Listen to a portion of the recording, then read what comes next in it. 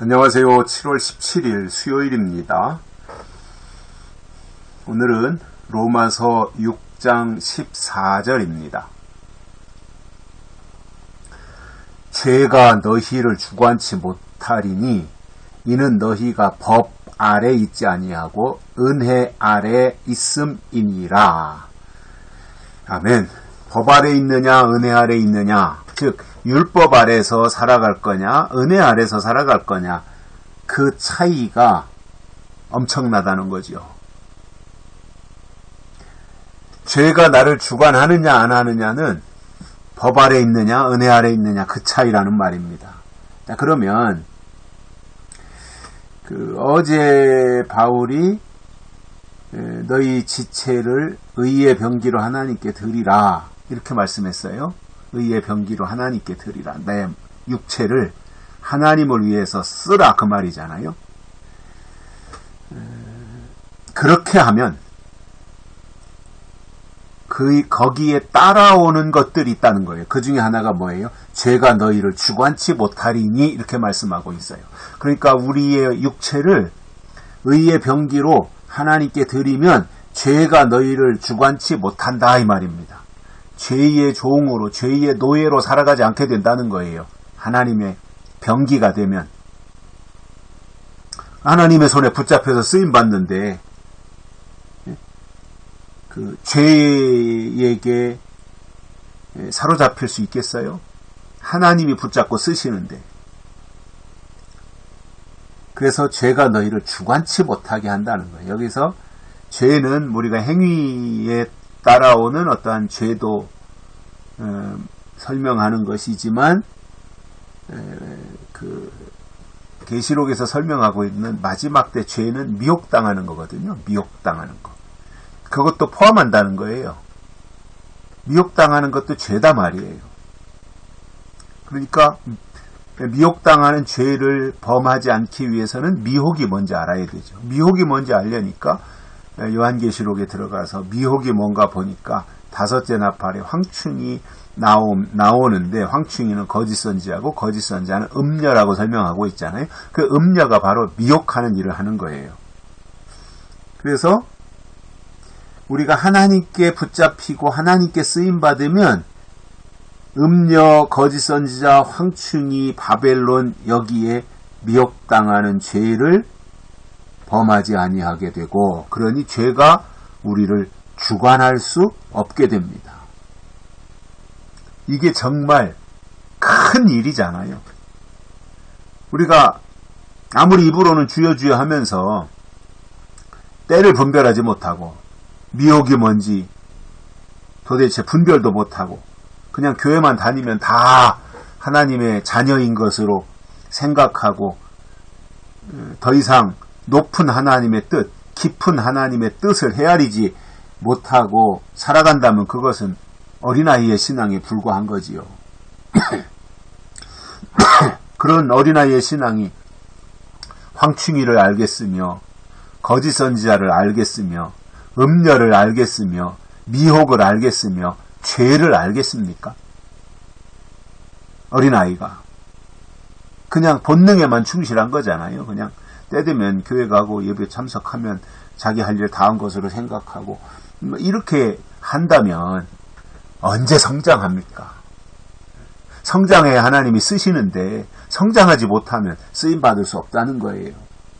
그렇기 때문에 우리를 하나님 앞에 병기로 드리면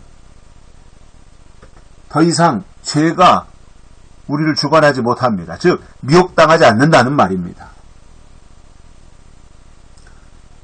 이렇게 되는 이유를 바울이 설명한 것이 오늘 본문에 이렇게 나옵니다. 이는 너희가 주관치 못하리니, 이는 그 이유예요. 이렇게 죄가 너희를 주관하지 못하는 이유가 뭐냐면 이는 너희가 법 아래 있지 아니하고 은혜 아래 있음이니라. 그러니까 우리가 율법 아래에서 살아가면 안 되고 은혜 아래에서 살아가야 된다는 것을 바울이 2000년 전에 강조한 거예요. 왜냐? 그 당시에 예수님, 초림하신 예수님은 은혜시지 않습니까? 은혜. 모든 것이 사실상 다 하나님의 은혜인데 우리가 하나님을 믿게 된 것도 하나님의 은혜이고 우리가 하나님의 자녀가 된 것도 하나님의 은혜이고, 우리가 은혜를 받는 것도 은혜이고, 약속의 말씀을 우리가 듣고 깨닫는 것도 하나님의 은혜로 되는 것이지 우리의 능력이나 우리의 지식으로 되는 것이 아니다 말이에요. 모든 것이 다 하나님의 은혜로 되는 것인데, 그렇다면 이 시대를 살고 있는 하나님의 사람들은 하나님이 이 시대에 주시는 은혜가 뭔지를 알아야 되는 거예요. 하나님이 주시는 은혜를 받아야, 은혜가 있어야 은혜를 알 거 아니에요. 그런데 은혜 아래 있는 것이 더 좋은 것인데 어찌된 영문인지 사람들은 점점 더 율법 아래로 내려가려는 경향이 있더라는 거예요. 율법.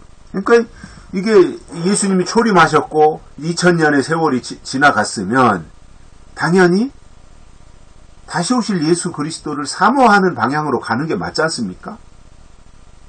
그런데 예수님이 초림하셔서 구약을 끝내시고 율법도 다 폐하시고, 그리고 예수 그리스도를 통해서 새 언약을 주시고 새 법을 주셨어요.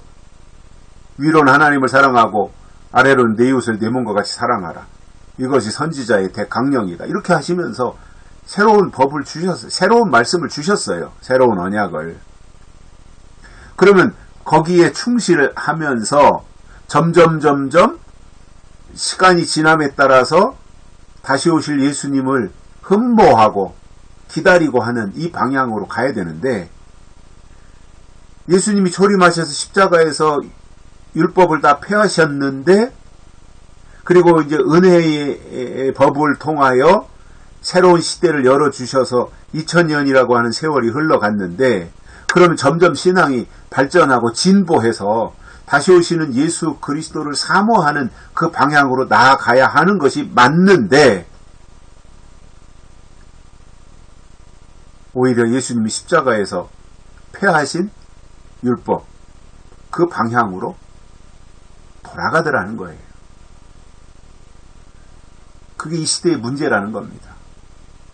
더 다시 오실 예수님을 사모하고 가야 되는데 왜 신앙이 과거로 돌아가느냐 말이에요. 왜 율법으로 돌아가느냐 말이에요. 그건 내려가는 것이고요. 내려가면 강도 만나는 거거든요. 그런데 그걸 분별하지 못하고 주여 주여는 해요. 주일날 교회 가서 예배 드려요. 아멘도 하고 할렐루야도 하고 뭐 찬양도 하고 다 해요. 그런데 기복신앙, 이게 율법이거든요. 기복신앙. 땅에서 잘 먹고 잘 살고 잘 되는 이것을 추구하는 그 신앙. 땅의 것에 얽매이는 신앙. 이게 율법신앙이에요. 그러면 은혜로